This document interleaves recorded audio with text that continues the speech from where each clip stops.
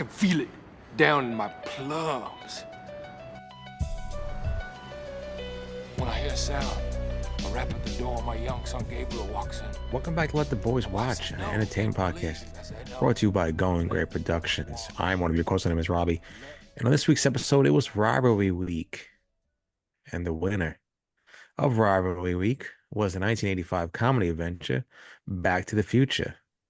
Back to the Future was written by Bob Gale and Robert Zemeckis and directed by Robert Zemeckis.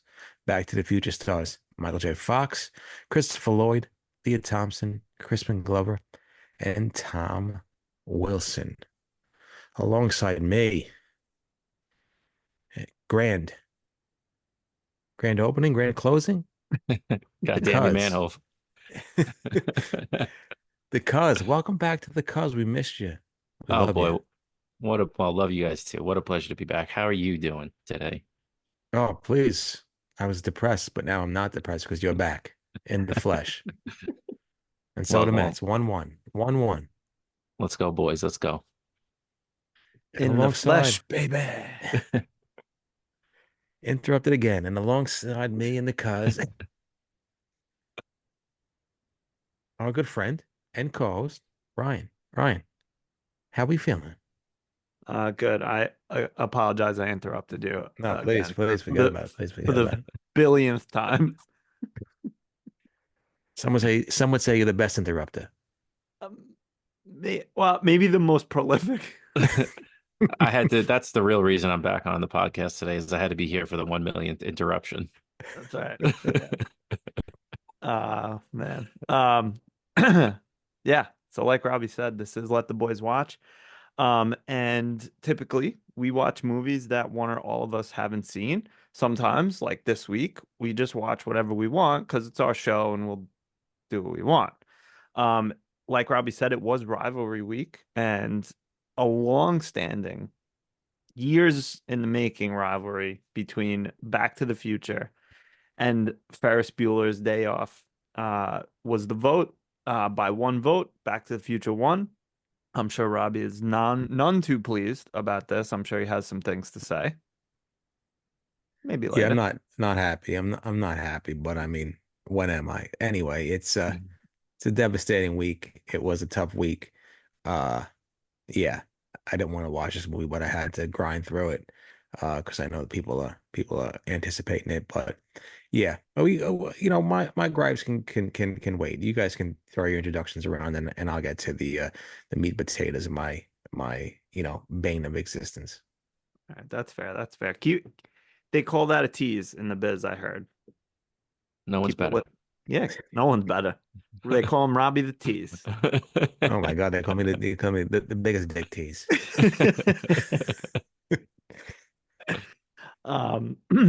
So just, I mean, in general, if you want to get involved in the conversation between us and Back to the Future or any of the other movies we've covered for the past, who knows how long, I don't know. Or maybe suggest some movies for us to watch. Please, get involved. Send us an email, ltbwpodcast@gmail.com. You can find us on Instagram. These things are in the show notes. I literally can't make it easier for you. So you go to the link in the show notes. Or if you're watching this on YouTube, find us on Instagram there. You follow us because I know you have an account. And then you can like our stuff. And more importantly, vote on the polls. Don't just view the story, but vote on the story. Where else can they get involved, Benny? Well, after you view the poll and vote on the poll, that's right, because it's not that hard. You can follow us on YouTube. Let the Boys Watch. Come on over. Look at our faces. I got the Mets gear on. I'm supporting the team. Follow us on YouTube. We got some exclusive videos on YouTube. If you watched The Bear or if you watched The Boys, we did our reviews of the latest seasons on YouTube. Like the videos. Click the subscribe bell. It doesn't do anything. It just helps us out. I've never got one notification from anything that I've ever subscribed to. So it would really help us out if you did both those things. Subscribe and click the bell.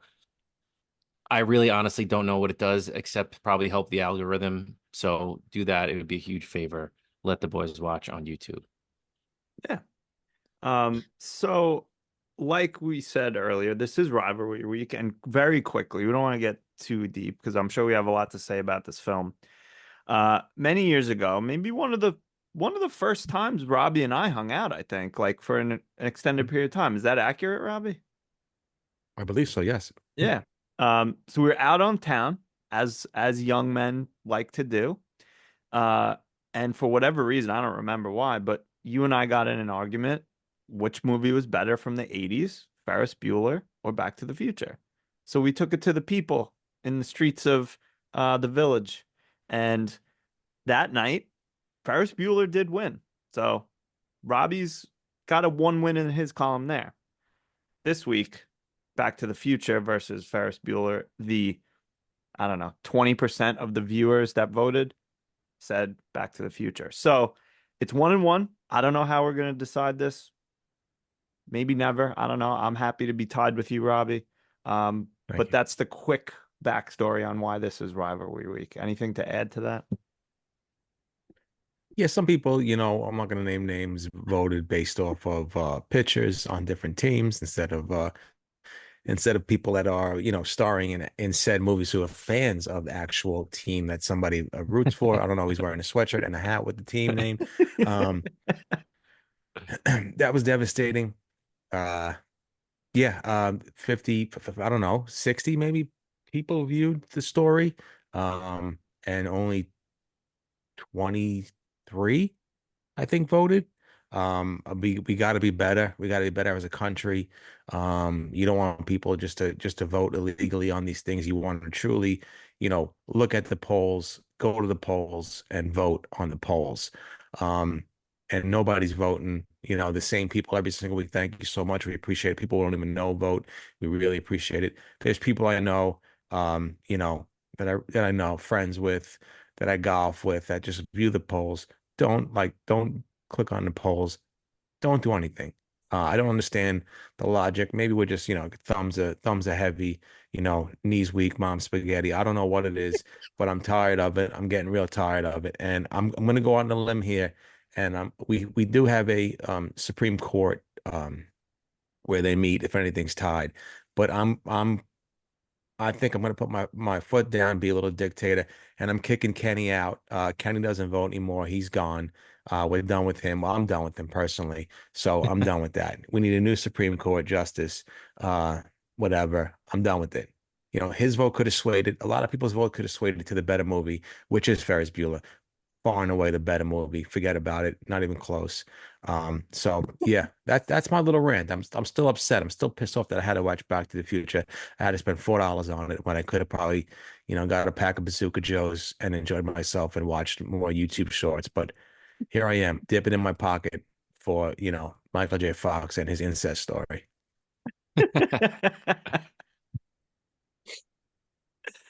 uh, um, yeah, I don't have a good transition here, so I'm just gonna say, let's talk about the film. When we vote, we win. It's true. It's true. Just vote. We appreciate everyone that votes. We appreciate everyone that follows us and views the stories, but just vote. Come on. Make Yeah, I'm sorry, Ryan. No, that's fine. I tried to go be like my idol Michelle Obama and say when they go high, when they go low, we go high, but I couldn't do it. I couldn't do it. I couldn't do it this week. Sometimes you gotta go low. Not, Sometimes you gotta yeah, get up to get down. exactly. Not the way this country's headed. And if I gotta be the voice of reason, I gotta be the voice of reason.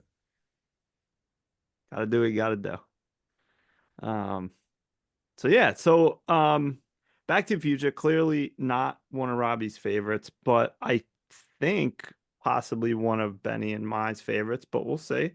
Does anyone want to start with a little, we've all seen it, right? I don't think I need to ask that, but does anyone want to start with like their, history with the movie, a little quick background? I could start. I mean, I'm sure Yeah. the people are dying to hear my voice. It's been almost 3 weeks since Oh, they've I'm heard me. sure. So Please, I love it. So soothing. I've actually only seen this movie once. What? And it was about a year and a half ago. So it's probably the freshest for me. It was one of the, you know, when this whole thing started of it coming to light that I haven't seen a lot of people's favorite movies. I haven't seen a ton of favorite movies. This was kind of always one of like the first ones people like lost their minds when I said that I hadn't seen this one. So ended up watching it. I watched all three and enjoyed them. I had seen Ferris Bueller before. I'd seen Ferris Bueller a million times. I think I might be a little sick of that movie. So when I'm going between these two movies, I think I like Back to the Future a little bit more. But I think that's just because it's newer to me. Um, I won't go too much. I'm not going to go into my opinion. I'll just kind of leave it at that because that's kind of my story of Yeah. me and this movie. But yeah, it's a recent thing for me. So, I was kind of wanting to see this one again. Yeah, I forgot that was that was recent. I mean, I saw this, I don't remember. I mean, I was only 2 or 3 when it came out. But I definitely uh remember 2 and 3, back to both of the sequels coming out. I must have seen it somewhere in there, late 80s, early 90s, and loved it the first time I saw it, love it every time I've watched it. I don't even know how many times I've seen this movie. It's a lot. It's one of my favorites. That doesn't mean it's a perfect movie in my mind, but I mean, honestly, I think if I had to pick like one movie from the 80s that I could watch and that's it, it'd probably be this one, which I feel like is saying a lot. So I really love this film. Um, yeah. I mean, I like Ferris Bueller too, but this is I love this movie. It's one of my favorites for sure. Robbie, when did you first see it? Oh, When did you first hate it?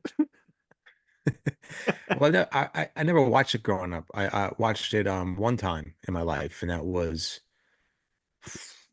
I want to say, maybe 5 years ago. I had to watch it with my brother-in-law and my sister, and it was when they moved. It's when they were in their house. So, man, definitely within the past 7 years. So, watched it with them because my brother-in-law is a huge Back to the Future fan. He hates Ferris Bueller, and I hate him. So that's really what it's about. Um, yeah, I guess I can get into my overall impressions later, but I never went to the movies. I guess my family weren't big Michael J. Fox fans, so we never went to the movies to see this movie.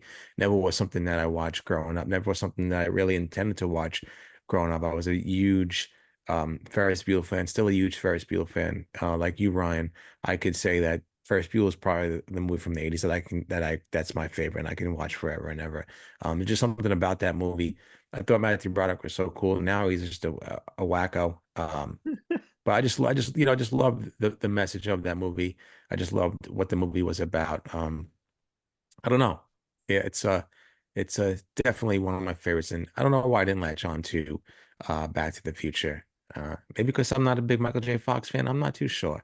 But yeah, I'm not really sure why I didn't like it. But yeah, so this is my second and hopefully the last time watching it, unless we do another podcast about movies we love to hate. Ah, so yeah, I mean, I think for me, nostalgia plays a large part of why I love this movie so much, just probably similar to you, Robbie, with Ferris Bueller. I'm curious to see what Benny's like critical opinion is of this, and I'm also curious to hear what yours is. I mean, I know sometimes you like to, play tricks, so maybe you don't hate it as much as you said, but I wouldn't be surprised if but I'm curious what both your opinions are. Does anyone want to do overall impressions first and maybe give a score? I'll lead off. Yeah. I think that this movie is really good. I think the pacing is really good. Like this was 2 hours and it kind of flew by for me. I think the beginning of the movie is what really kind of both times that I saw it, and it's funny, I mentioned that we went to see the musical the other day too, so it's kind of funny that this is what we ended up watching. But even in the musical, the first 15 minutes, I was like, oh, we're in trouble. Like this is not going to be good. And I remember the first time I was watching this, I thought it was going to be another Goonies situation where Goonies was another movie that I hadn't seen that was a lot of people's favorite, and I just didn't like it. I just don't think it hit for me. But this was kind of the opposite of that. And I kind of agree with Robbie. I'm not the biggest Michael J. Fox fan. And it's not like I really could see a lot of other people playing this part. Maybe just because it's so iconic, I can't like really picture anybody else in this role. But he's not my favorite. I think, and I don't know if it's the character or the two actors that I've seen play Doc Brown completely save this movie in so many ways. And like in the musical, it was the same way. The chemistry between the two of them really saves it. Like I don't know what it is. Maybe it's just how those two characters are just written so well that the chemistry kind of carries you through the whole thing. But the cast of this movie is really good. I mean, I don't know what to say. I mean, Crispin Glover, where have you gone? I know he kind of went off the the deep end in real life, but he was great in this movie. Lea Thompson, great in this movie. On and on and on with all the little side characters. I mean, Biff. I mean, what a legend as far as like just being a complete douche, But again, it's one of those guys. If you hate them, they did a fantastic job, and there's nothing else you could say about him, his character in this, but. Yeah, I mean, if I had to list my top 10 movies of all time, is it going to be on it? No, definitely not. There's no nostalgia factor there for it with me. But I think it's a very solid movie. And, as far as it's hard for me to see this movie as an 80s, like a mid 80s movies, because it holds up way better than a lot of the movies from that time does. So for that, I have to give it a lot of credit. I mean, obviously, Robert Zemeckis, fantastic. So yeah, I'm in this spot where I'm not going to say it's a top 10 movie, but I think it is one of the movies of all time. To use one of those like backhanded compliments, but not because it is, if you're telling the story of movies, this is one that's going to get brought up just because, I feel like it's a very good movie. Yeah. Good. Score? Hard. This is hard. This is a hard one for me to score because of kind of all the things I said. There's some things I don't like about it, but I can't ignore how influential this movie is and in the effect that it had on pop culture. So I was gonna go high eights, but out of respect for the movie, I'm gonna just give it a flat nine, just because I think, of all those things I said, where the way it holds up, and the effect on pop culture it has, and the fact that once this movie really gets going, it's really good. Um, and yeah, so I'll stick with the nine, just out of respect. But I was probably leaning 8.8 somewhere there, so I'll bump it up to nine. 88 miles per hour. I should have played it off like I knew I was doing that. Robbie, you want to go or do you want me to go? Yeah, I can go. Again, this I look at. I think we discussed this a lot in movies, maybe Jaws or any movies we watched that have been around in the 80s or even 90s, and it's the big nostalgia factor, and it's something that does play a part in your scores and why you like it and why you love the movie. I don't have that factor, and I like Benny said, I look at it in a 2020 to 2024 lens, where I didn't have this movie growing up, so it doesn't hold a special place in my heart. Where I can just be like, all right, well, I look at it now and I'm like, all right, well, that's a weird scene, and how did this get greenlit with some of the stuff that was going on, and who's hanging out with a mad scientist at 50 years old when you're in high school, And they're best friends. yeah, and they're just hanging out, best friends, who's doing this and stuff like that, I, I get it, but like Benny said, it is for that time period, probably was an extremely revolutionary movie. Many movies have copied that, you know, it's directed great, the pacing is great, the acting's great. As much as I make fun of Michael J. Fox, he is extremely charismatic in this role and really great in this role. And the chemistry between him and Christopher Lloyd is top notch. It really is. Some people I don't really like in this movie. Um, Biff, fantastic. I mean, character you love to hate. Um, no, it's just it's well written. Like Benny said, the early parts of the movie is like, all right, let's ramp this up a little bit. But then once you get to it, it's a really solid movie. I can't hate on it. I mean, I, I don't want to knock it, but because I'm looking at it as a, as a 40-something-year-old man, and I could see the flaws in this movie that are just kind of strange to me. But, if I was a kid watching it, I would love it. I do love the nostalgia of the 50s. I do love that. I mean, this entire movie is one big fucking product placement anyway. I mean, what can you do? But which is cool. I do enjoy that. But after a while, it's a little overkill.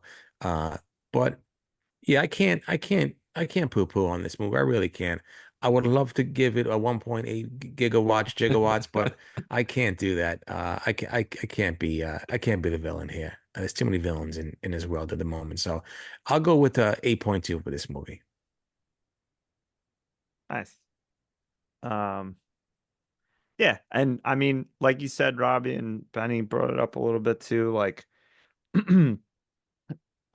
like watching this as like an 8-year-old was the coolest shit ever. Fucking cool looking car that lights up and the tires become fire tracks and like he goes back in time. I remember like repeatedly in like third grade drawing the DeLorean. And like one of my friends was like actually a good artist. Like my DeLorean looked like garbage. He actually would draw like it good, and I kept like several copies of it for a long time. Um, so I definitely have a huge place of, it's just so much nostalgia associated with this film. It makes me feel so good watching it. I try to not overwatch it like now because I want to like get some space so that I can like love it again so I'm not like ruining it for myself, which I don't know if is possible. So it has been a couple years since I've watched it, but I'm definitely watching 2 and 3 over the next week or two. Um, trying to watch it critically, there definitely are a few things that I am critical of.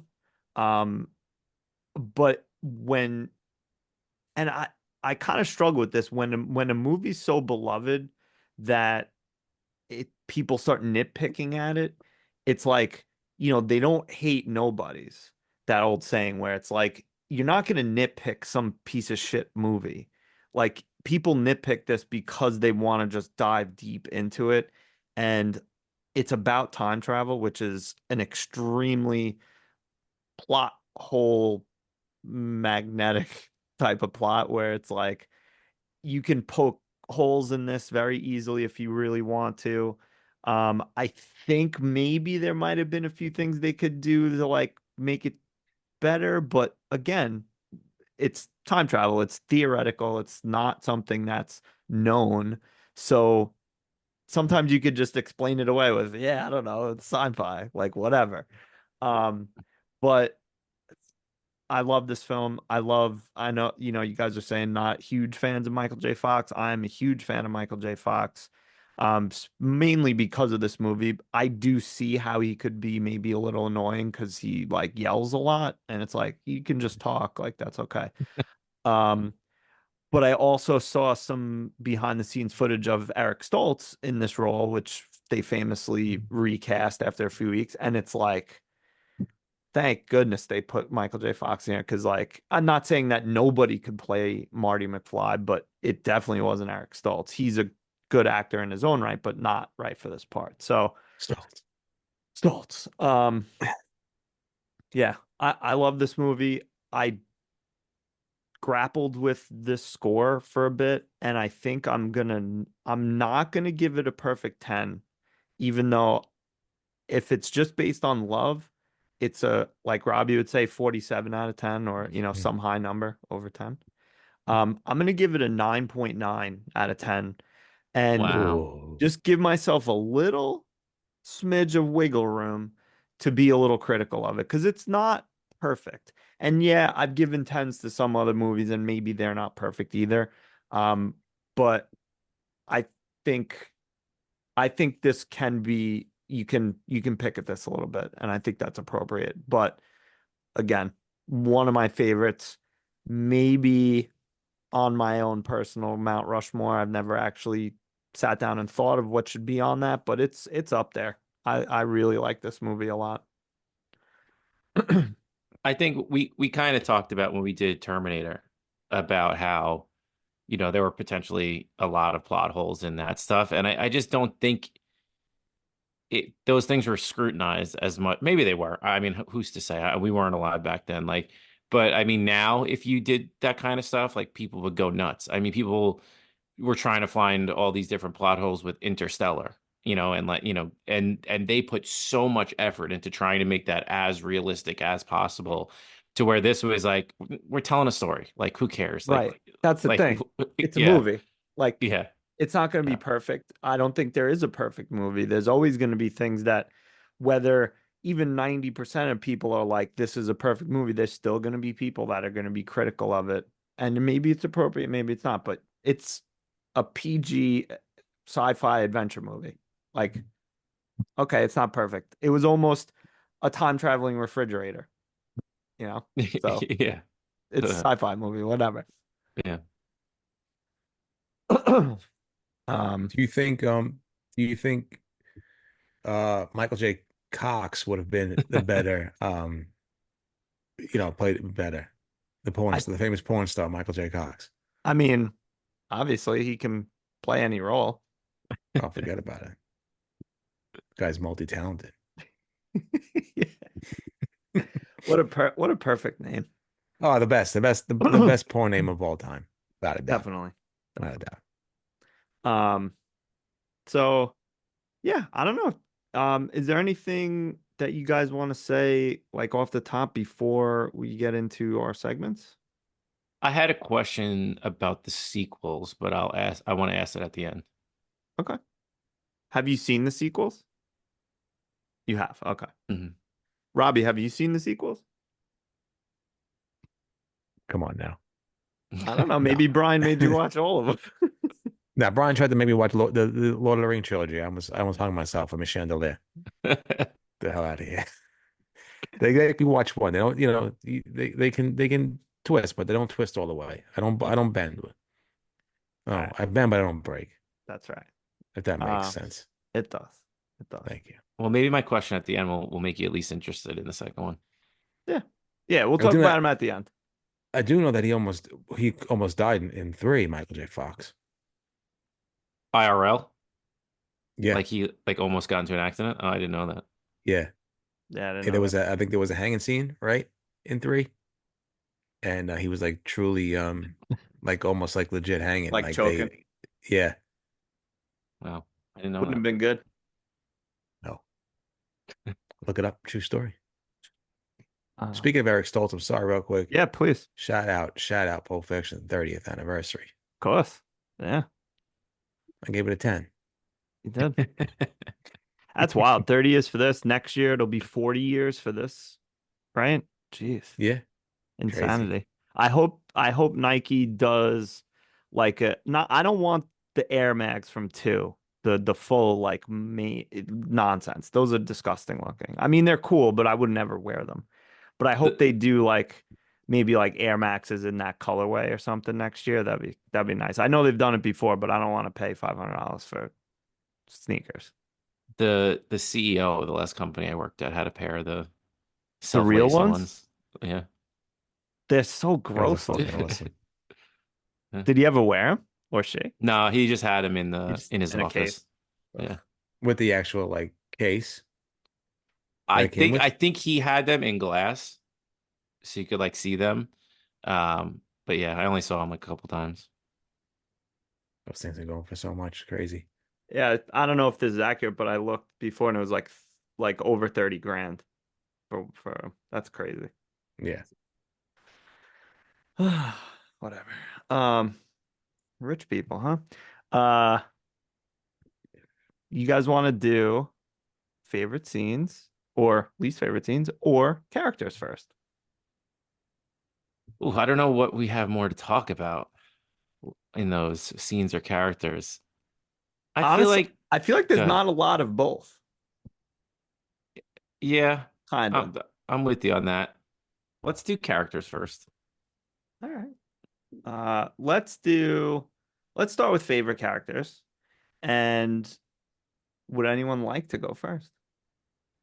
I have a few, so I don't mind going down in the order a little bit. Robbie, you want first pick since you liked it the least? Sure, All right. sure. Uh, my favorite character has to be Michael J. Fox as Marty McFly. Um, I was gonna pick Huey Lewis, but he only had a short little scene. I wish he was in it longer. But for his music, I mean, You're just too huge, darn loud. huge Huey guy. I love Huey Lewis and the news. Famous 49er fan Huey. Please forget about it. Me, Huey, Joe Montana had a couple of Miller Lights one year. It was one of the best days of my life. But no, I got to go with Michael J. Fox. I mean, he is this movie. He does like the squeaky voice is so annoying. Doc, I like that stupid voice. I want to smack. I want to smack his fucking lips off. But I can't be a hater and say anything bad about him. He's great in this movie. He's charismatic. He's believable as because in real life, obviously he's a very short guy. No offense, shout out to us short kings out here, but it's believable. Like when he stands up to Biff, who's like 6 foot something. Where it's like, all right, I could see him punching this guy in the face. I could see him doing all these things. I mean, he's a ladies' man in this movie. Forget about it. All the ladies love him. Um, he's believable in everything he does in this movie, and sometimes there is movies where there is characters where you're watching it on screen like I don't believe that this person can do this. This guy isn't really believable, but he is believable in this movie as Marty McFly. There is again some weird stuff in this movie that I don't know who gave it the green light, but it is what it is, and I can't hate on it. But I do really enjoy Michael J. Fox's character. Again, like I said, not a huge Michael J. Fox fan. I don't care about, Family Ties, Reagan guy, can't stand him. I don't care about, Spin City or anything like that or any other movies he was in. I'm not really going to, my streaming service and look at Michael J. Fox movies. But fantastic in this movie. Absolutely believable in this role. Can't see anybody else as Marty McFly. And he really carries this movie. True, well-deserved megastar after this movie came out. I mean, he was a huge star before this, but superstardom after this, and it's well-deserved. Yeah, he's so good in this movie. Ben, you want to go? No, you go. All right. I'm I'll go. I'm gonna go Biff here That was gonna be because my pick.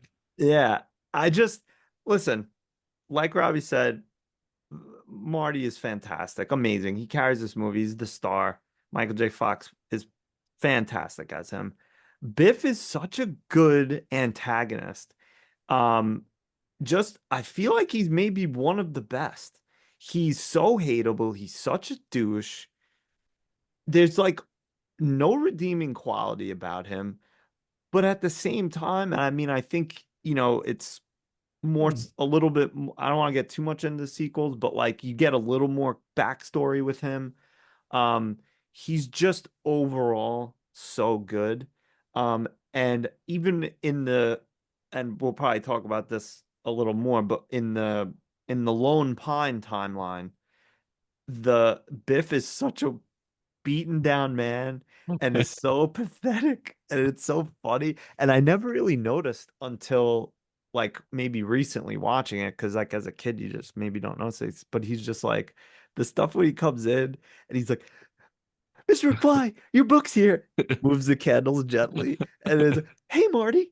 Like the way he does it, it's so funny. But he's so good as the antagonist, the piece of shit in the beginning. Who's supposed to pay my cleaning? I spilled beer all over my jacket. Like amazing. He's so good. And among, you know, Rob already picked one. I'm assuming Benny's gonna pick the other one. But everyone's so good in this film. Like there's very few weak points, and at least for me, the least favorite characters are I'm gonna be nitpicking when I pick personally. So love it. So it was down to two people for me for this pick, and it's closer than you probably think. But I think I will edge it and give it to Doc Brown as my favorite. He's just I don't know, he just nails that like mad scientist character. He's got the Marty. comedy.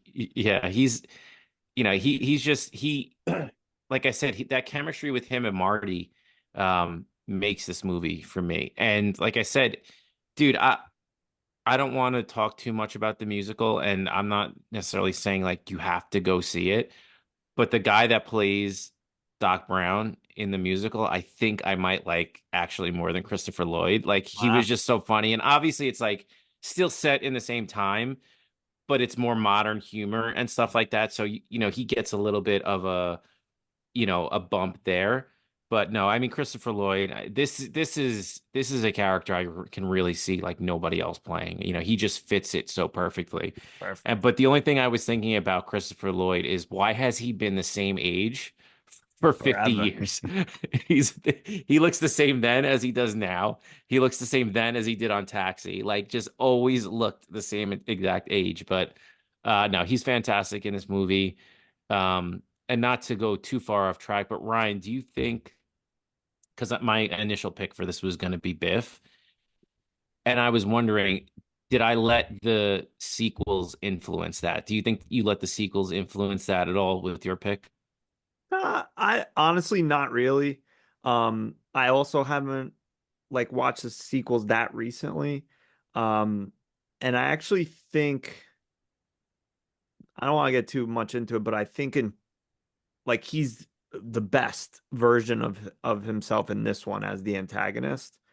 Um, but maybe You just get I don't so know. much of them in the Right. second movie. Oh, you get so much. So like, but honestly, if you went before me and picked Biff, great. I picked Doc. Like it's these three, and there's a couple other ones that I think could also be you can make the argument are like top favorites. But like these three, it's any order. Like, yeah, Marty's the star, I guess, but I feel like without these three, this movie is not as successful. You have instead of Michael J. Fox, you have Eric Stoltz. I don't think this movie is as successful. It's still probably good. Any of these others are recast, or someone else. Like, I don't know. They were just all perfect. And are they perfect because of our nostalgia factor of my love for this movie and like they become this character? I don't know, but I can't imagine anyone else playing these people, and they played them perfect. And it's not, I've said it a couple times, and Robbie said it too, but like part of that also is, they might have just got super lucky with the chemistry between Yeah, all of them too. very possible. I don't know. Ani Menches. What do you guys got? My honorary mensch for favorite character is new George McFly. I mean, coming in with those aviators, looking like a trillion. I mean, just with the confidence through the roof. I mean, please give me that George Mc. I want a whole spin-off movie about that George McFly. But if I'm not wrong, this was also the reason why he didn't want to come back was because they got this Correct. happy ending. Allegedly. Yeah, Supposed he didn't like the ending. Yeah, that was like, oh, well, they're only happy because they have money now. Like, Yeah, basically. I don't know. I but thought so years but ago, I thought I read that he didn't want, like, he would have come back, but he felt that he was being underpaid. I could have sworn I read that. I don't know if that's true. Maybe I just read money and it was because of how they were portraying the family having money or something, but I don't know. I mean, the truth is probably somewhere in between Somewhere all in that. there. Now, Biff, don't con me, waspy motherfucker. Yeah. Oh yeah.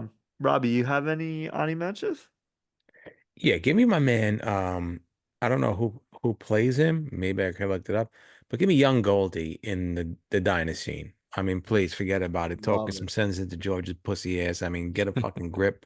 Thank God. I enjoyed him just talking some sense into George and telling him to stick up for himself. And then Marty putting the mayoral run into his brain. That was nice. It was a quick little scene for him, but I enjoyed him giving some positive talk to George. Uh, Donald full of love. Please, I'm full of love after watching him on the I screen. know. Love it. Does he's in a bunch of stuff. Good for him. Like a lot of voice work. It's awesome. Nice. Yeah. That's money, big money right there for Yeah, there's voice money in work. that. Mayor. Love that. Um, I have maybe a couple, but I want to make sure that my Ani Mensch, and it's maybe unconventional, but I think this character played a humongous role in this film, and that is the DeLorean. Um, Humongous part of this film. If again, there was a lot of, ideas of what this time machine should be, a refrigerator, a laser, like all these things. I think by making, and to be fair, is this car cool because of this movie, or is this car cool coming into this movie and it made it cooler? I don't know. Um, but that DeLorean is like still to this day, if I ever win the lottery, one of my purchases will be a DeLorean for sure. I know it's like looking at it in real life, it's kind of ugly. I don't care. I love it, and it's fantastic. Okay. Back when And they were actually taking chances when they made cars. right. Now they don't look the same. And it flies. I mean, come on, at the end. When I first saw that, that blew my fucking mind when I was whatever, 8 or 10 or however old I was. Like just it was already cool and now it flies. Fantastic. And it runs on trash. Yeah, it's better than that. That's like when I saw what's his name's Ferrari fly in Ferris Bueller's Day Off. I was amazed by how fantastic that was. I mean, what a far superior movie. Please don't get me started. Oh, not start. We're That having a was a good 10. time. I would have gave it that was a 10, automatic 10 for me. I was gonna say I Perfect didn't know film. if I was gonna ask for your score, but I wasn't sure if we may watch it. So I don't know if you want to give it an I official want to give stamp. 2 quick shout outs to your significant others for having the taste in the The family. taste. Yeah. Disgusting. 2 Neanderthals, and thank God they saved you. Um, any other Ani Menches? Oh, quickly, shout out Einstein for traveling first, for being The the guinea best. pig, for being the Guinea dog. Sputnik. Yeah. So shout out Einstein. Yeah. Um, Wherever you are. Rest in peace. I'm sure. Yeah. No, I love the Ani. I gotta give it to Lea Thompson, as Lorraine Baines McFly. Um, I mean, first of all, Baba yowza. boom, as they say. Oh Right. my God, what a set of freaking New York boobs on her. Please forget about it. I think that was my first crush, I think. All right. Definitely up there. Well, maybe Wasn't Kelly from Saved by the Bell, but oh please, please, please. Wasn't she in whatchamacallit though, too? Howard the Duck? yep. Oh my God, please. Well, my little 3-year-old boner in that movie came. Forget about it. Um, but she was fantastic in this movie, besides being extremely attractive. Just loved her in this, and even Claudia Wells as well. So the two female leads, I thought were both fantastic. Um, yeah, and just Her daughter, I mean, forget about it. yeah, what Zoe something, right? Zoe Deutsch, I think. Does she have a famous dad? Do you know? I don't know. Director Howard Deutsch. Sure. I Let's see, don't know is for she of age? sure. Okay, thank God. She's 29. Okay, good. Thank goodness. Thank God. Almost at a Back to the Future. Yeah. Um, I mean, I don't know. I love a lot of people in this. I want to give just one last, and then we can move on. And that is Strickland. So just the best. Such a Poindexter. Yeah. You're a slacker. You're gonna be a slacker. You want to be like your father. I felt like he gave George McFly a little bit of an unfair shake. I know. He He didn't was put the piling kick on. me sign on That's what I'm saying. himself. That pissed me off to kick me silent. What are you getting mad at him for? He had no Yeah. idea it's on his back. Stupid. He stunk in. Was he in Top Gun too? He stunk in Top Gun as well. Yeah. And like also, you're the principal of the school. You don't, I mean, it's a small town, I think. You don't know that this kid is new and there's also a 40-year-old dude hanging around with him or 50-year-old or however old he is, like in your high school, like you don't say anything, but you got to get the kick me sign off of, George. Come on. Poor George. But I still Yeah, love him we got a because just 70-year-old fucking lunatic in there just roaming around with fucking looking for vegetables to throw into his DeLorean. I need fuel. All right. Um, let's move on. Least favorite characters. Um, who went last? Benny? Me. Yeah. At least this is an easy one. I mean, this is, number one anytime anybody's picking this spot for this. But give me the Libyan terrorists. I mean, just Of come on. course. Like of all the thing, like as much as I said this movie like holds up so well, that's the one plot line. And how could you know back then that it was going to be such a it just feels so shoehorned in to be like topical and like just the most racist version of it. Like I know. you I could have wrote that said down. Iranian terrorists, you could have said Afghanistan terrorists, and it would have been the same exact thing. So that's the only thing in this movie that kind of stands out to me is like no shade to the actual actors that are playing those roles, but it just felt like it felt so shoehorned in and unnecessary for that to be the plot device as to how Doc goes down. Yeah. Yeah, I mean, like Cold War is still happening. To go Russian. Yeah, Well, I guess, right? mafia, anything. Yeah, it Yeah. could have been anything. Lots of people want you to, create weapons for them, I'm sure. Whatever. I Um, mean, I don't want to spoil it, but not how it goes down in the musical. all right, yeah, don't spoil it. I mean, I don't know if we're gonna get there, but I'd like to get there. I don't know if you're surprised by that not being the reason, but Yeah, I'm not really that surprised. Surprised they changed it for modern audiences. Not yeah. surprised at all. Um, least favorite. I I think I'm gonna very nitpicky because I do like him and I don't think anyone else could play him, but I gotta go George McFly in this. Oh, that was Just mine.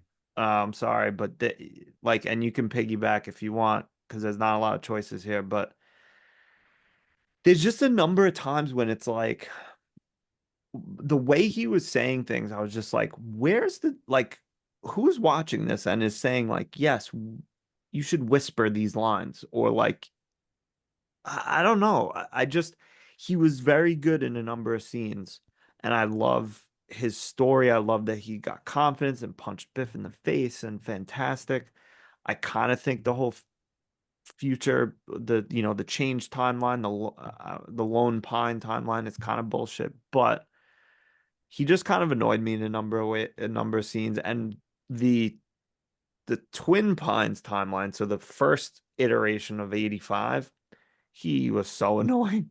His laugh His laugh. was terrible. His just meekness and just like his greasy ass hair, like stink. Again, I love him. I'm being very nitpicky. No, it's not nitpicky. He's up in the fucking trees with binoculars, Oh yeah, peeping and he's a Tom. peeping Tom. Yeah. What a Creep. loser. His whole demeanor annoyed me. That in the beginning, the laugh was annoying. That was super annoying. I'm like, what are we doing? I was like, is this guy gonna? Hopefully, this guy gets shot and we don't have to see him anymore, or something like that, or he has a heart attack at the table. Um, All but that yeah, he peanut annoyed brittle, me. probably. Yeah, he just annoyed me. That annoyed me too. The overpour. Nothing I hate more in life than an overpour. Just like on purpose. Like, yeah, being up in the trees, just fucking peeping on. What Uh, we what were you doing up there, George? Watching bird watching? What, yeah. Lorraine? What? So, yeah, no, I agree. I definitely agree. And he's a weirdo in real life too. Maybe I think there was like a big thing where he almost like kicked David Letterman in the head. Yeah, something It was like that. strange. Yeah. So, what is he? Is he around anymore? I think he's one of those guys that like left Hollywood because it was like predatory, not predatory, or it's something like something to do with aliens or something. I don't know. Maybe Oh I'm boy, confusing it with somebody else, but it was Wow. like weird. strange. I don't, he's got nah, he's in stuff, man. Really? Yeah. Um, seemed yeah, he was in remember that show American Gods? I don't know if you ever heard of it. He was in like a bunch of episodes. He's like consistently working, not like every year, but just I thought about. I thought I heard something about him like in conspiracies. I mean, probably he's a weirdo. Let me see. Maybe he like left for a while and came back. I don't think so. Eh, like, yeah, maybe like 6, 7 years he wasn't doing anything. I don't know. He's definitely a weirdo. We know that. Yes, that's I do true. kind of like him though. I don't know. I don't hate him. He just there's parts that annoyed me about him in this film. But like, I don't know. I kind of, I like weirdos. Trying to see if I can Yep. find anything. I might have confused him with somebody else, but I thought like something about him being like super weird, but whatever. I'm pretty sure he is. I mean, his name's Crispin. Crispy. Whatever. A crispy call. That's what that was. Sorry for Crispin, if you're listening, sorry for any slander. I might Oh have yeah, come on the show, please. laid at your feet. You can kick me in the head. I I mean, we'll mean, record it. not hard. We'll put it on TikTok. Yeah. Oh, that'd be fun. That'll be our first reel or Yeah. TikTok or whatever. Yeah. You get booted by Crispin Glover. Me getting a concussion. Um, Um, yeah. So I'll just go simple. I'll just go Biff. I mean, he did try to rape Harold Baines, whatever her name is. that's Um, true, yeah. so I know he was your favorite character. So I mean, please take it what you want, audience, please. Um, But no, yeah, you got it. I mean, he's a fantastic villain. I mean, you hate his guts throughout the entire movie. He plays the villain so well, and the dork he got at the end while he's waxing the car trying to get one over on George McFly too. No, great range in this movie. He's the character you love to hate as well.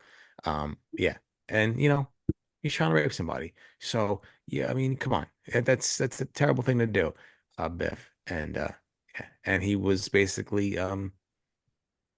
portrayed as based off of our future president as well. So uh, that's why I can't stand him as well. So Biff, my least favorite character.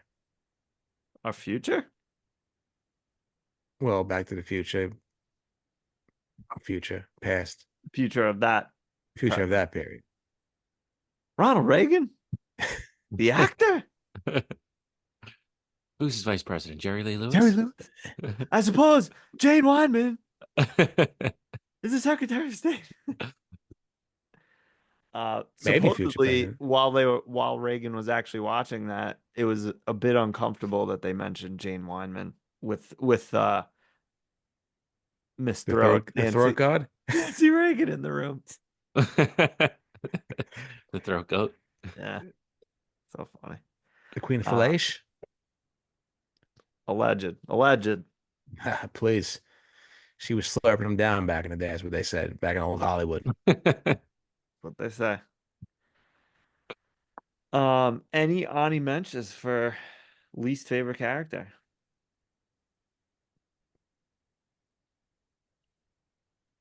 I don't really got any. I have one sort of. It's a stretch as far as a character, and it's not their fault because who knew in 1985 that high definition and 4K and all such manner of things would exist? But I gotta say that some of the makeup in this movie is fucking awful. Just like you could their neck was just like all like caked up and like wrinkly weird, and like some of the Lorraine's like fat old makeup was pretty rough in the beginning. So but I don't remember thinking it was that bad back when I was watching on a SD box. I was thinking about that when so these movies, like obviously we can watch them in 4K now. And I obviously weren't watching them in 4K and HD at home, but were the movie theaters like set up for better, like higher definition back then? I don't know. No idea. I gotta look into that. I would have to assume it would be better than the TV, especially considering if you were running it off an antenna, or maybe VHS. But I'm thinking like if they were running off straight film, what would the limit? I guess maybe the equipment wasn't as good, I guess like the because even the projectors. screen, like I don't know. I have no idea. I want to look that up. Yeah, please let us know. I will next week. Thank goodness. As long as the Mets aren't playing.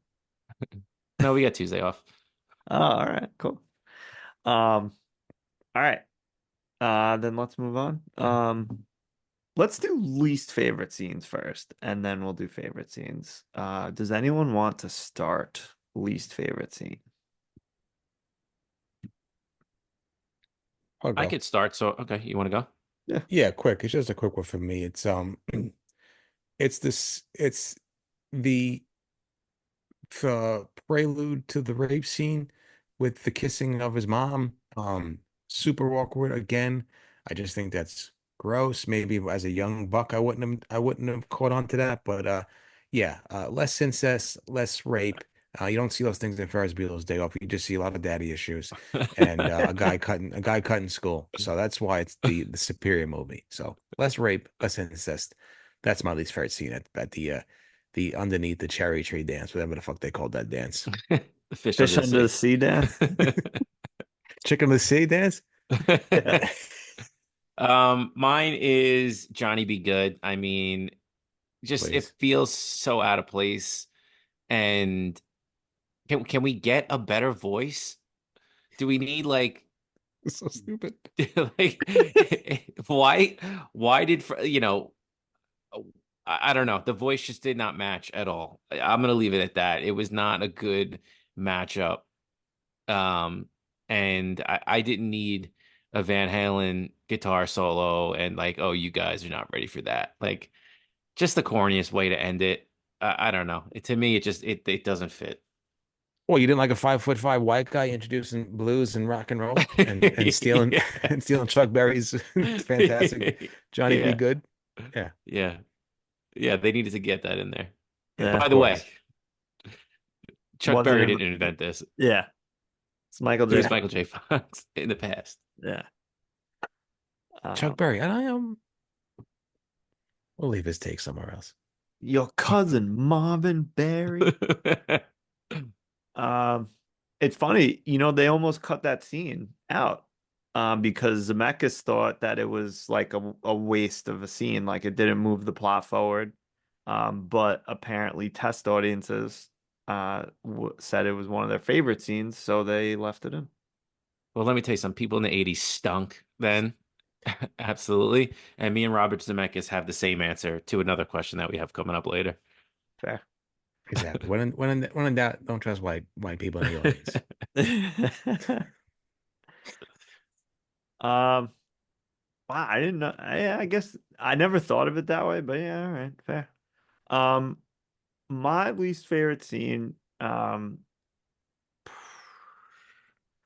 think it's I think it's got to be just when George is laughing at the table while they're watching Honeymooners. It enrages me. It's just so annoying. Like, and I know he's supposed to be annoying and he's supposed to be like a loser. And Marty's just like, ugh, like, I know you're my dad. I love you, but terrible.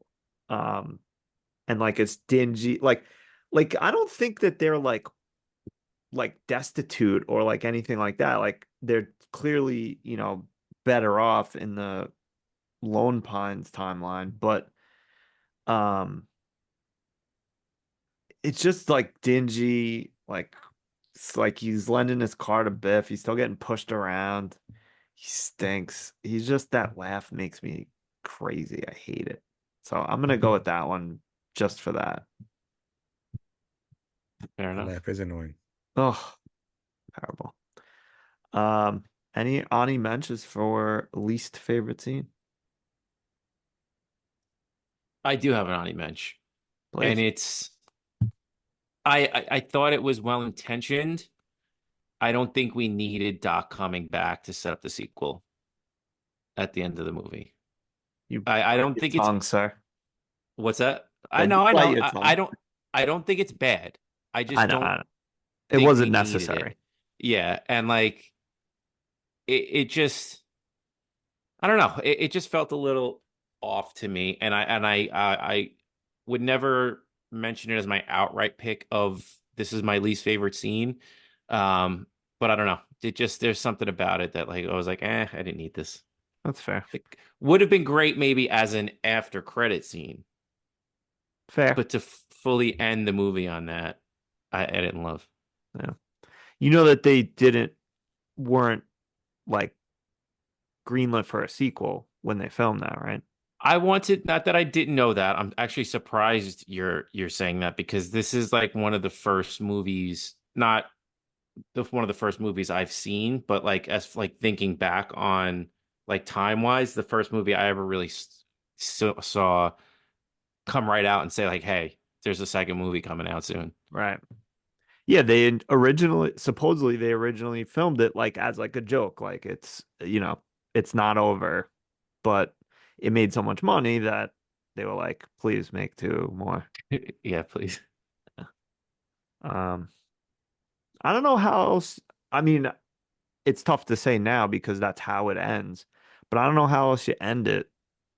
I feel like endings of movies are like so often just like corny or bad. It's like Yeah, tough to land the plane sometimes. And yeah. I feel like sometimes a scene like that that's maybe a little jarring and doesn't really wrap things up nicely, like is kind of a good ending because Because you're not looking for like the and they lived happily ever right, after. the walk off into the sunset BS or something. Yeah, no, I Hey, agree. That's why like I would never. Sorry, Robbie. Go ahead. no, go ahead, go ahead.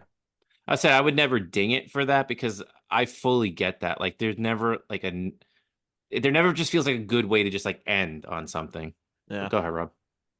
Hey, you could just have Marty and his girl just, leaving the driveway, and as they leave the driveway, they run over the out of time license plate that's in the middle of the street, something like that. I Or they like hit, that. yeah, or I they thought you just. were gonna say the DeLorean hits him. I wish they hit George McFly pick up the trash, please. Um, Um, any other Ani mentions? yeah, any scene where Marty is riding a skateboard. I mean, the embarrassment of his skateboard riding skills is just out of this world. I've ridden skateboards before, and I know like the first couple steps is like the hardest couple steps, but like after a while you get like a nice footing and you know how to do it and you got some muscle memory. And he just looked like he didn't know what he was doing sometimes. That'd be a hot take, but what do I care? I like it. I mean, what are we Uh, without hot takes? it's true. We'd be cold Lukewarm. We're just lukewarm. or lukewarm. Yeah. I have to piggyback on you, Robbie, and say, my least favorite is also skateboarding related. Like, not one of these cars is gonna like stop. Like, is this California like chill culture that if some dude grabs onto your car to like sketch, he's like allowed? I feel like Yeah. around here, people would like stop the car and say, "Get the fuck off my car." Yeah, Yeah. beat the shit out of you. Yeah, or like get in reverse or something. Whatever. And Marty's a little douchebaggy. He's talking to his girlfriend and he's openly turning around and looking at women walking by and like, fancying them. Like, come on, Marty. Like you're 5'2". Like, don't think you're that cool. Yeah, don't know your place. Yeah, know your place. Be happy what you got because the girl you got Yeah, you're already You're already punching Yeah, above your weight class. exactly. You're 5'2" and you're not growing anymore. So you chill out. Understand where you are in the hierarchy of life. As they say, know your role, jabroni. Exactly. And shut your mouth. Um, all right. Let's do favorite scenes. Uh, who went last? I think you did, right? Yes, You, sure. Yeah, me, because you Robbie. you had Crispin Glover's laugh. Oh yeah. Man, um, there's so many. I think I'm gonna go with. I guess I gotta go with. I think the whole action sequence of sending Marty back to 1985. The lightning striking the clock tower, the car not starting, and then it starts and climbing up clock tower and all that. I mean, talk about edgy seat. My goodness. Um, so good. There's not a lot. I don't even have a lot to say. It's just amazing. It's captivating. I would want if I was flipping channels and that was on, damn right I'm watching that. Like just and that's what I love about this movie just generally. Like yes, this scene and there's a number of scenes I want to see what you guys pick because I probably have a lot of Ani mentions, but it's so tight and it's I would say regarded or widely regarded as being a very good script, a very polished and tight. Everything moves the plot forward with a couple of exceptions, maybe the Johnny Be Good scene. Um, but like it's just like there's no bloat in this scene or in the film generally. It's just get to the car where you been, the wire's down, let's go. We got to fix it. Doc Brown's doing this and whatever. Just, I don't know. It's just so exciting. And then he makes it back, and Doc's so happy. He's running the thing, and he's happy to see, the triple X porn theater, as most would. Um, the bomb, like, imagine that. Imagine how excited he was. So that whole sequence, amazing, fantastic. I love it. I'm not gonna say that that was one of my least favorite scenes because it wasn't, obviously, for all the reasons you mentioned. I think they went a little too heavy-handed with, oh, now this is broken. Oh, now that's broken. Oh, now the car's not starting. Oh, the the, Right. the ledge broke. Yeah. But like, Fair. it's a movie. They're trying to like build the tension, Yeah, and that's what makes it obviously, exciting. But I get yeah, what you they're pandering to the audiences that love the Johnny B. Good scene. So I can't, That's gotta make true. you gotta make the money somehow. Yeah. Those I Um, mean, those swing state voters. yeah. My independence. Real quick on that scene, sort of associated with what you're saying, I wanted to mention, you see that the tree limb falls on the wire. Bring the wire up. Move the fucking tree limb. Like that's what knocked it down, and it's still down. I always thought that. I'm like, move the tree limb, damn it. Yeah. Sorry. My favorite scene is, I think, one of the greatest introductions to any character ever, and it's Doc Brown showing up. I just think Nah. it's so good. It sets that character up perfect. Again, how many times are we going to mention the chemistry between the two of them? They're right into their back and forth, their shtick, their relationship together. It's believable. It's funny. You're getting everything you need to know about their relationship, the DeLorean. Like, as much as the beginning of the movie maybe drags and they take so long to set a lot of that stuff up, they set up everything between Doc and Marty in like 3 minutes. Yeah. And you get everything you need to know between those two characters. So to me, that was easily like that was the thing that, from going the first time I saw this movie, being like, I don't know about this movie. I don't know if I'm gonna last through the whole thing, to be like, fuck it, let's go. I'm in. Like I got everything I need to know. I like these two characters. I like the relationship. I'm bought into the story. Fair. I love that. You talking about basically the door coming down and the DeLorean pulling out. Yeah. Like, amazing. So fucking cool, man. It's Yeah. so cool. The smoke. Oh my God. Sex. Yeah, it's cool. Uh, I go. Yeah. Yeah. Um, yeah, I can do. the mall scene, the outdoor mall scene. Besides the outwardly racist Libyan turban driver, uh, we can just you know, go past that a little bit. But no, I thought that was cool. It was done great.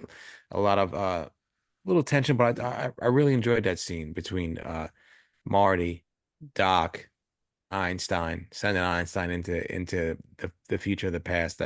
It was really cool how they set that up to kind of, and plus, like I'm sure, like you said, Ryan, first when you're like a young little kid seeing the fire like that from the tire tracks and the marks, it's probably just like a freaking unbelievable experience as a young kid. Now, obviously, in 2024 it's a little different, but I could just imagine what it was like. But it sets the scene, and I enjoy it, and I love seeing Marty go back into the past. So that was nice. That was my favorite scene. Good choice. Uh, Honey Manches? I'm gonna go the later in the movie, the seeing that scene from the other angle.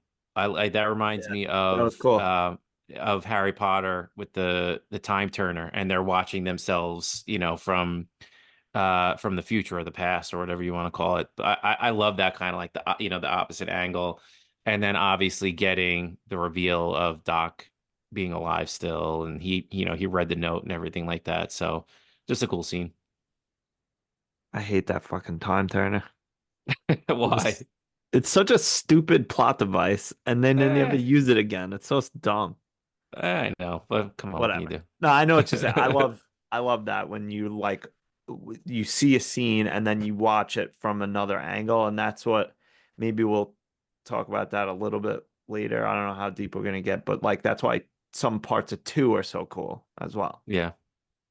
Um, I have several honorary mentions, but I definitely want to make sure I mention the opening sequence. I love it's just starts out title card. There's no music, there's nothing, and it's just with all the clocks, and you get a couple of news articles. The Pee Wee's Big Adventure breakfast, even though technically this came out first, and you get it. It's almost like you get a full picture of who Doc Brown is without actually meeting him yet. Um, I don't know what it is. I think it's just so perfect and so I don't know, well done and enjoyable. And like that, it's quiet except for the clocks. I love that. Good But then the choice. speaker thing is stupid. I should have mentioned that in Yeah. my least favorite. Like Marty would be fucking deaf if he did that. No wonder he's Yeah. yelling the whole movie because he's deaf. That was a deleted scene that they need is him at the ear doctor after Yeah. that. Everything else makes perfect sense after that. Um, Stupid. You're not getting that stuff in first, but you're getting real deal stuff in first, Bueller. Yeah. I go, please, I'll go. You already know my infatuation with Huey Lewis in the news. I'll go with the when he's late for school and Huey's playing in the background. And again, like I don't know, as I'm tend to do, be a hypocrite, but he's skateboarding against the back of the cart and stuff like that and going to school. It's the scene is only because of Huey Lewis and not because of Marty's skateboarding. Because you already know, I think Marty's a terrible skateboarder, and it does a disservice to the whole skateboarding industry. yeah. And that's another thing. Um, Robbie, like as an 8-year-old or 10-year-old, like he is holding on to cars on a skateboard. Like, how fucking cool is that? I'm surprised there weren't. I mean, there might have been numbers of accidents with kids doing that, but yeah, man, that was cool as hell. Um, Back then as a kid, like, geez, everything was cool in this. Yeah, I mean, it's not as cool as, twist and shout at a Chicago Day parade and catching a foul ball at Wrigley Field. But yeah, of course, Man, yes. Yeah. Well, what can you do? I mean, I didn't care about either one of those things as a 10-year-old. that's a shame. That's a shame. You're very, very, uncultured. I'm not a big parade guy. I'm sorry. Yeah. It's a shame. I It's a know it shame. is. You don't venture out, It's true. I am a He'll homebody. venture out. I I'm should. not usually a big parade guy, but hopefully I'm a big parade guy in a couple weeks, and I'll just leave it at that. I So- hope you are a big parade guy, and I hope you run into Matthew Broderick and he and he spits runs on you your over. shoes. Yeah. Uh, um, Another Onimatch scene I have is the chase scene, more skateboarding, but the chase scene with Biff and his crew of flunkies, and that whole lead up to that. Give me a milk, chocolate, and Oh, just please, the I whole wanted to thing. punch him. I love that scene. Fantastic.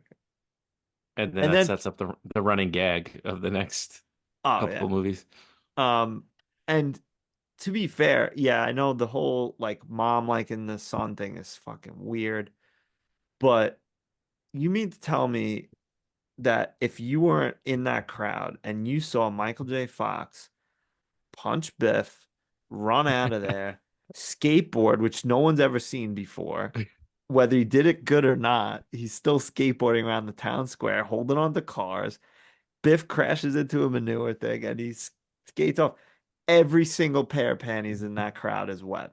Every single one. Boys, girls, everybody. Doesn't matter who. Hanes stock went up about 50%. Oh, Ah, please forget about Baby D to the roof. BVDs. uh, Love it. You sure people's panties weren't soaked because Billy Zane was in the movie? Could be. Could be. Maybe. Maybe. Young Bill. Young Bill Zane. Crazy. Matt, I think his name is Match in this film. Oh, please It forget is. about it. What a name. What a name. What that other guy, least favorite character should have been that moron with the 3D glasses. Ugh, Worst. what are you doing? His vision must have been fucked up.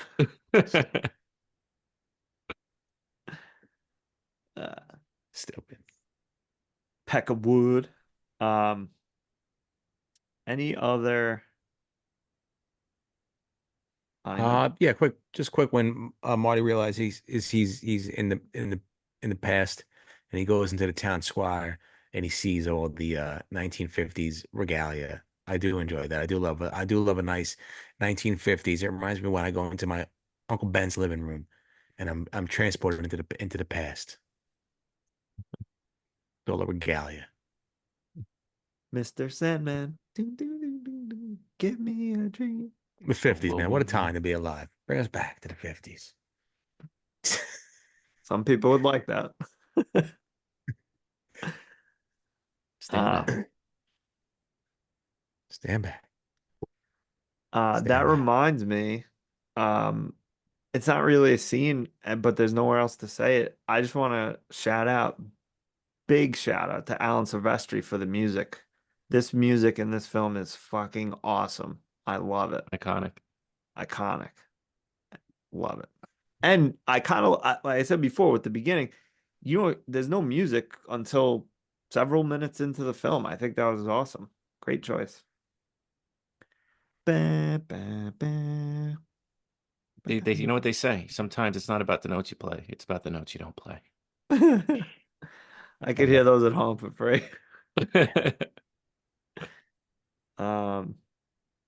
Any other Ani matches from anyone?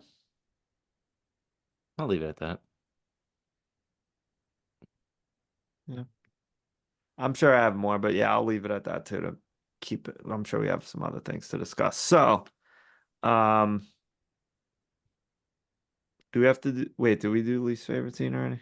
Yeah, we're done. All right. Let's go. Cleaned it up. All right, let's go. Thank you, Robbie. Well, What would you do to make this film better? I'll go first because we already talked about it, and Zemeckis already pointed it out. But take out Johnny Be Good. Fair. Robbie, you got anything? And don't say cast Matthew Broderick and make it about cutting school. please, my God, send him, back in the present in Chicago, 1988. Yeah, make him sick, make him stay home, make him cut school.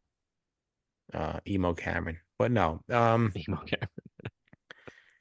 Then he So said, "Johnny, emo. be good." I'll say it.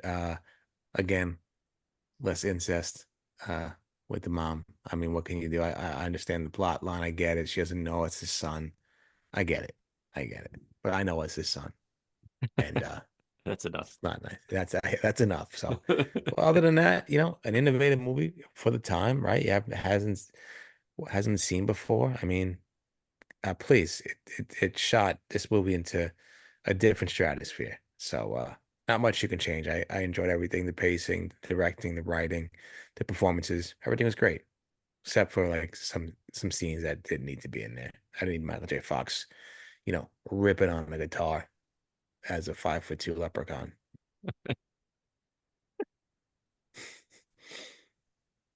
Um, yeah, it's so close to being a perfect movie for me.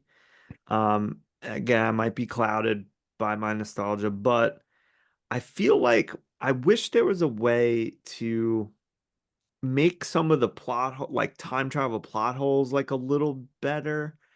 I don't really think there is one because again, it's time travel is theoretical, whether it's possible or not, we don't know. At least we don't think we know. Um, I I feel like maybe if they did a few things, like it could have explained it away a little. And I know they wouldn't because of the nature of movies, but like let's just say, as an example, one of I would say biggest plot holes. I mean, there's a number, but one of them would be so Marty's dad is now confident their life is completely changed. Him and Lorraine, they're seemingly wealthy now, nicer house, whatever. Um, maybe they went to college, maybe they have better jobs now. Who knows? Who knows exactly how their life is different, but it's better. And he has money. He's got a Beamer in the driveway, nicely decorated house. They probably wouldn't live there anymore unless the community maybe was made better somehow. I don't know. um their children clearly would not be those children because their life would be different and maybe this is like because it's the 80s. I don't I feel like they knew this, but if they had sex like a minute sooner or later, it's a different kid. So like I feel like maybe if they cast like different actors as his siblings, maybe you could explain it away a little bit like that. But I also get that it's a movie and it's just like, eh, Yeah. Yeah. it's whatever. It's time travel. All right. So yeah, I don't know. Again, would that have made it better? I don't know. Um, but maybe. I'm not sure. Jennifer's, still the same, like maybe a different actress there or a different girlfriend. Marty's got a cool 4x4 now, maybe some other girls that angling for him. I don't know. But more should have changed because of that. And I think maybe the biggest plot hole is the fact that, okay, so there's this kid that's named Marty that comes into your school and basically puts you together. And then all of a sudden, listen, I know I don't remember everyone from 20 years ago, but he looks and sounds and acts exactly like this guy that you met that changed your fucking life for the Yeah. better. And you're not like, wait a second. But again, I supposedly know. they were gonna have George look at a picture and that Marty was in, and then that would have who knows what it would have led to or something, but I don't know. Listen, you ain't getting those plot holes in Ferris Bueller. I'll tell you that right now. I have a question for you that I thought of earlier.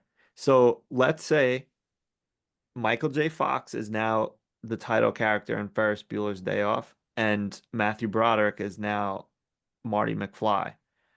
Which movie is better? Which movie is worse? Like, can both actors do both and the movies are still as good? I think Ferris Bueller is better off and Back to the Future is worse off. Okay. I I also agree. I think Ferris Bueller is way better off than what Back to the Future would be. I don't think that Matthew Broderick. This is the only thing I like Matthew Broderick in. There's things that I've seen him in Modern Family that where he's just a fucking weird dude. Like where it's just he's just strange to me. Typical Mets fan idiot. Yeah, weird, creepy, bozo. Typical Met fan. But no, yeah, it's 100%. Michael J. Fox can carry both movies and do it Okay. well. Okay. I just think he's such a prick in Ferris Bueller, Matthew Broderick. He just comes off as such a prick to me. I don't know. He's a rich Yeah, bro, kid. he's smug, but you gotta, yeah, he's sick, man. Say Ferris. Plus, Um, we're all just watching Ferris for the con man. So Of that's the only course. reason why I watch it. Of course. You put Connor in Back to the Future, then I mean, I don't know. Ah, I don't know. he's already got Maybe the maybe he puts the DeLorean through through a restaurant, but I was about to say that he's already got the skill of driving cars into buildings.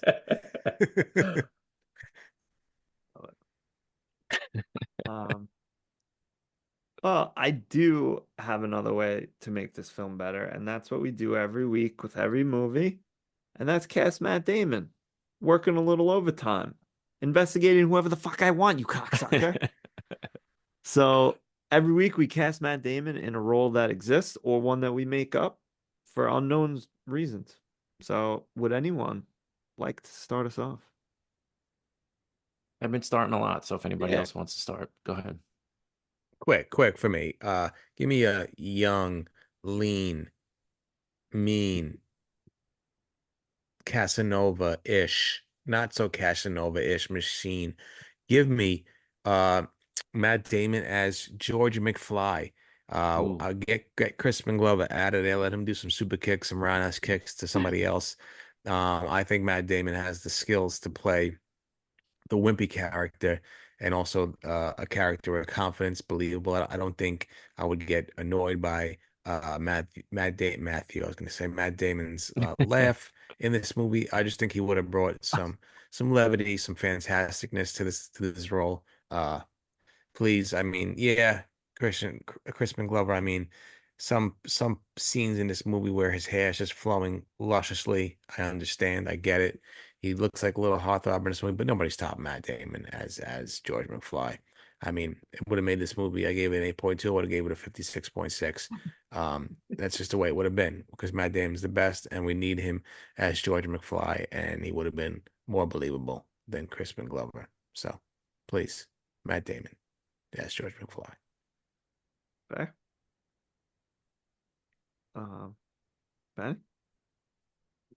This is gonna sound blasphemous. I mean, I sung his praises earlier, but give me Matt Damon as a young Doc Brown. So when Marty goes back, he meets Matt Damon as the younger version of Doc Brown, because like we mentioned earlier, uh, Christopher Lloyd looking 60 since he was 20. And even as he's 70 now, he still looks 60. So that would be the only thing I change. It's just because, I really don't have much else. And I need to get Matt Damon in this movie. So I'll do that. Him and Steve Martin just are like the same age every time Forever. I've seen him all of that life. True. Like you really need to look at a picture of like the beginning of their career and now to be like, okay, it's a little different. But if you just like if you grew up with them, it's like this is the same person the whole entire time. Yeah, Right. it's crazy. Rich people. Um, all right, give me a young, intelligent, metal Matt Damon as the DeLorean. So Nice. hear me out. The DeLorean's still the DeLorean, but Matt Damon, very similar to another 80s hit, Knight Rider. Matt Damon is the voice inside the DeLorean. Maybe he helps Marty, not go back into the past mistakenly, even though how stupid are you? You just got told that this is a time machine, and then you're going to drive around and then try to go faster than 88 miles an hour while you're turning time. Anyway, so Matt Damon tells him, "Are you sure you want to do that, Martin?" All that kind of stuff. And obviously, hijinks ensue. He's in the past trying to give him advice. Maybe you should go find out Doc Brown. He's kind of the Jiminy Cricket in a DeLorean as Matt Damon. So give me Matt Damon as the DMC-12 DeLorean. Love it. Good choice. Thank you. Oh, I have an honorable mention. Sorry. Please. Just give me Matt Damon as Chuck Berry. He comes back and beats the shit out of Marty for stealing his rock That's and what roll I saw, persona. motherfucker. Is there anything else to say about this movie? My question to you, Please. Ryan, and I think I know your answer to it after talking about this movie. Back to the Future 1 or Back to the Future 2, better movie? Um, I have to watch 2 again, like to really say that it would be 2, but I think it's 1. But for a long time, I said I think I like 2 better. Like 1 is a better movie, but I think I like 2 more, just because it's like then you get multiple timelines, multiple, time periods. Like I don't know. It's tough. Do you have an opinion or? I won't. So now I think like I would be cheating now because I've seen 1. I've seen the musical. I've seen 1 again, and I've only seen 2 once. And I remember it being very good, but it's so much easier to go back in time and watch it now than it is to go in the future and watch it 9 years after the movie was supposed to take place. And you're like, a lot of swings and misses on that one. Like, it Yeah, is not. But that I is mean, you tough. can't fault them for that. But Right. I don't know. I feel like it's like they got so much more of a budget. They got to do more things and try more things. And like, yeah, it's cool. Like they didn't screw it up by any sense of the imagination. But I almost like the simplicity of this movie as compared to like what the second one becomes. Right. And they did, like I said, it's not bad. It's really good. I mean, as far as sequels go, it's probably one of the best ever. Um, Yeah. but I don't know. I think it's more of a question of like, what do you like more, like simplicity in the storytelling, like, or them just going like balls to the wall. I Yeah. think they're both very good, Yeah. and I think would need to see 2 again kind of soon to really have my answer for that. But as of now, I feel like my answer is 1. Yeah. Yeah. I I I think 1's a better movie, but I might like 2 more. But I have to watch 2 again. It's just they do like they nail it, like with all the fan service and like Oh yeah. just having fun with the concepts and with the future stuff. Like it's cool, it's cool. Like there's a lot of stuff. Um, I don't want to. I don't know if I'm gonna watch it. I don't want to spoil it for Robbie. I doubt he ever sees the movie, but I won't go into like spoilers and stuff. Yeah. Yeah, Robbie, what would you ever watch 2, or you're just, even if we wanted to, you'd be like, I'm off that week. No, I'd watch 2. Okay. That's okay. All right. So maybe, But I need a deemed a Ferris few. Bueller week. I need a Ferris Bueller before that. Oh yeah, yeah, for sure.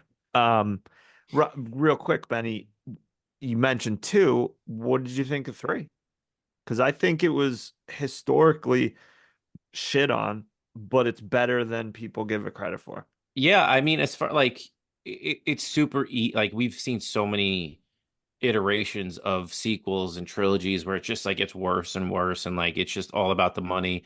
I could see people's problem with it, but again, it's like it's fun. Like whatever, who Yeah. cares? I mean, they they did a good job with it, and I think it's the character, Marty and Doc. I mean, those are just 2 legendary characters with great chemistry between the 2 of them. I think that maybe carries it a lot further than it would if it was other people, but they're bought into the characters. I feel like the people that made the movie really cared about it. And I mean, it's clearly 1 or 2 is the question that you ask. Like, which one's better? You're not putting 3 in that category, but it's still good. And it's still, a fun way to end it. Yeah. Yeah. What do you think? Yeah. Same. I mean, I really like 3, and I think I like it more the older I get. Not because I think it's like better received as an older person. I just think I appreciate it more. Like it wasn't, 2 was so cool but by the time 3 came out, I was like a teenager almost, I think, or I was a teenager, and like 2 had all the cool future tech and like all that cool stuff, whereas 3, like, if you're not, I again don't want to give too much away here, but like I felt like it wasn't as flashy or as cool as 2 to a younger kid, but as I'm getting older, I appreciate it a lot more. Yeah. It's a cool story. I mean, they could like Yeah. there's so many different ways they could have went with it. I feel like it was a kind of a cool story to go with. Like it wasn't so over the top or like we just need to make this bigger and bigger and bigger. It was just fun. Yeah. Oh, that's good. Um, anything else to say? I mean, I feel like I'm already like, oh, I wanted to mention this, I want to talk about this and that, but I don't we don't this doesn't need to be a 3-hour podcast. Unnecessary. So you got things you want to talk about with me specifically or any of us, put it in the comments. Email us. Yeah, or Send us a email us, text. whatever. We'll bring it up. We'll bring it up again next week. For sure. And Yeah. Sorry. Your friend, our friend, Brian, he had please. Please. He's been cooking up an email for fucking 2.5 years. Yeah, if I had to see the notes app with the email, like just send it. Hit the send button. What are we doing? Guy thinks he's Christopher Nolan, like he's gonna make the perfect email before he sends it. That's what I'm saying. Like, all right, with the scripts, with the rewrites there, Tarantino, just send the email in. Goodness gracious. Well, yeah. That goes for everyone. Send us an email. Send us a message, Instagram, comments, wherever. We definitely appreciate the support. I'm sure we'll do Ferris soon, Robbie, to I know. Yeah. Save Ferris. Save Ferris. But yeah, I don't have anything else. So Robbie, tell him good night. Good night, roads. Because where we're going, we don't need roads. Hey, Robbie. Yeah. Knock, knock. Who's there? Go fuck yourself. I can feel it down in my Let's go, Mets. Let's go, Mets. I mean, let's go Mets for Benny. Let's go Yankees for all the people I love. My wife says, no, Gabriel, leave. Let's go, Pavarotti. Let the boy watch. Let the boy watch. He needs to learn the way I learned from my father. The way